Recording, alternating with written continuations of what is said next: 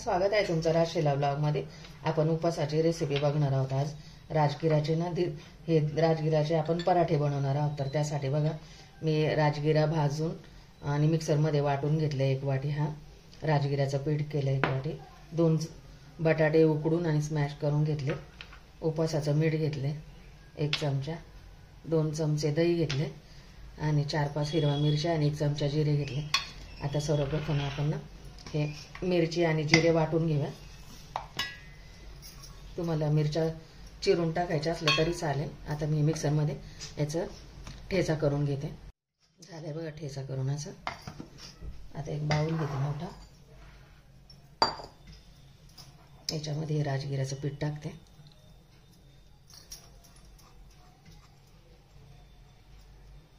राजगिरा भाजून त्याचं पीठ करायचं।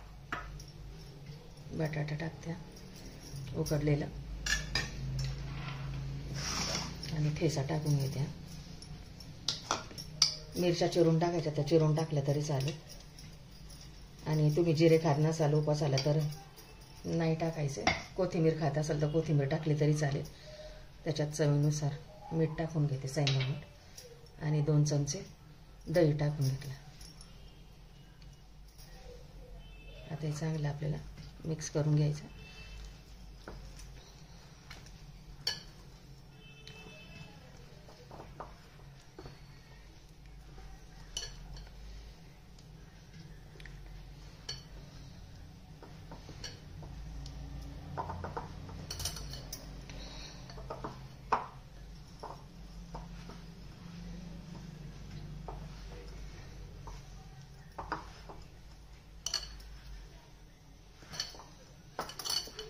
याच्यामध्येच असं मळून घ्यायचं। जर लागलं तर थोडंसं 2 चमचे छोटे 2 चमचे पाणी टाकून मळायचं।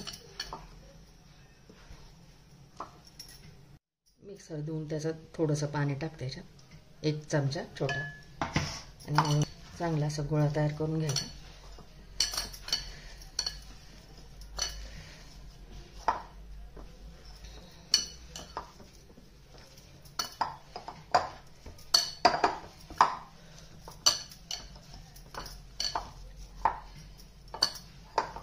झाल्या बघा गोळा असा मळून।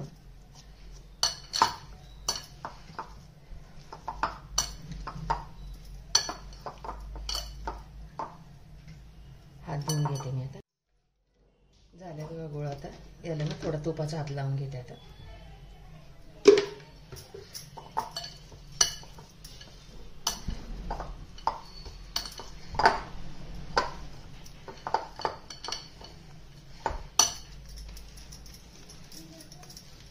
आणि आता केवढा पराठा करायचा तेवढा आपण असा उंडा घ्यायचा।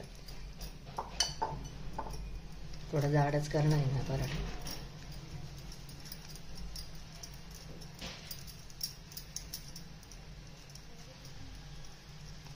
हे राजगिऱ्याचं पीठ एवढं बारीक नसतं, चरचरीतच असतं, त्यामुळे असं हातावरती थापून घ्यायचं,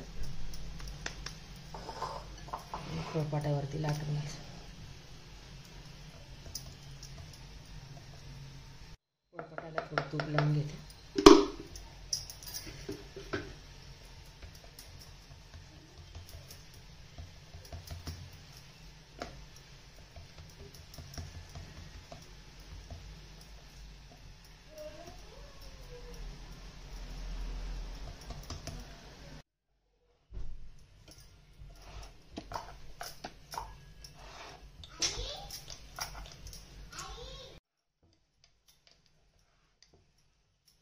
पोळपाट फिरून असं लाटून घ्यायचं।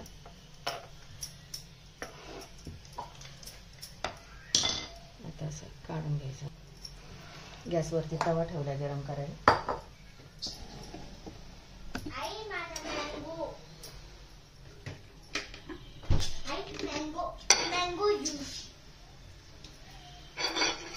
थोडं तूप लावून घेते याला तव्याला।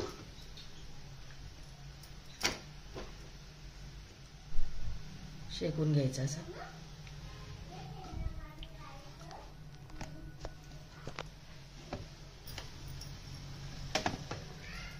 दुसरा पण इकडे लाटून घेते आता।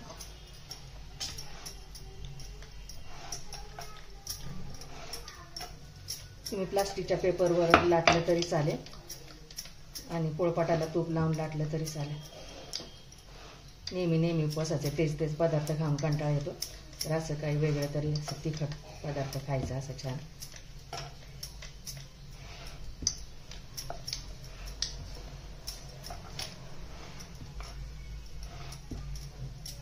राजगिऱ्यामध्ये भरपूर प्रमाणात कॅल्शियम आणि मॅग्नेशियम असतं, तर ते शरीरासाठी खूप उपयुक्त आहे. आणि असंही आपण उपास नसला तरी असं हे धिरडे असे बनवून खाऊ शकतो.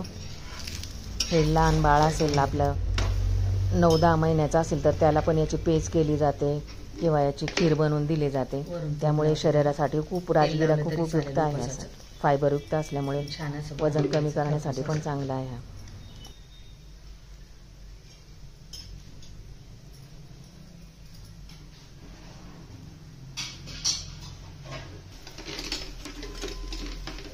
दुसऱ्या बाजूने पण थोडं तूप लावून घ्यायचं त्याला.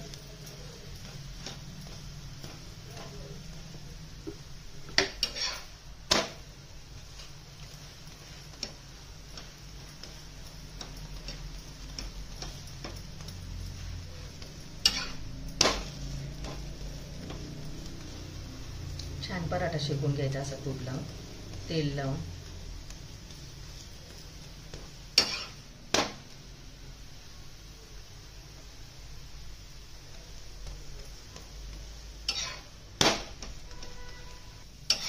काढून घेते.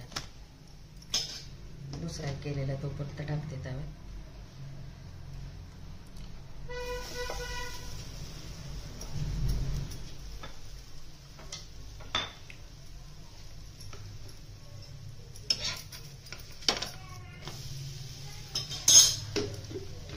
तूप लावून घेते त्याला परत. अशा प्रकारे मी सर्व उपवासाचे थालीपीठ करून घेते. तुम्ही पण असे राजगिऱ्याचे थालीपीठ करून बघा.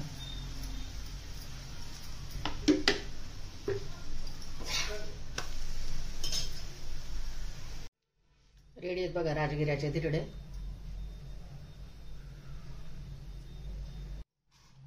राजगिऱ्याचे धिरडे सर्व करून दाखवते बघा मी तुम्हाला.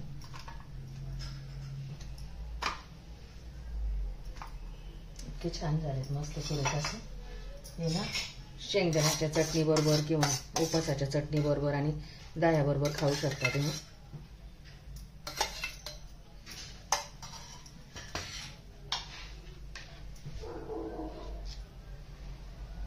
उपवासाच्या चटण्या मी बऱ्याचशा दाखवलेल्या. उपवासाचे आप्पे दाखवलेले, भगरीचे धिरडे दाखवलेले, इडली दाखवलेली उपवासाची, ती पण आपल्या चॅनलला जाऊन तुम्ही बघा.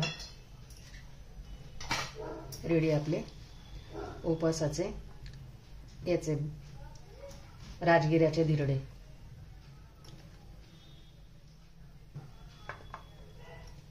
हे असे याच्याबरोबर असे खायचे, असे मस्त असे दह्याबरोबर किंवा शेंगदाण्याच्या बट्ट्याबरोबर, शेंगदाण्याच्या चटणी बरोबर किंवा उपवासाच्या चटणी बरोबर खायचे.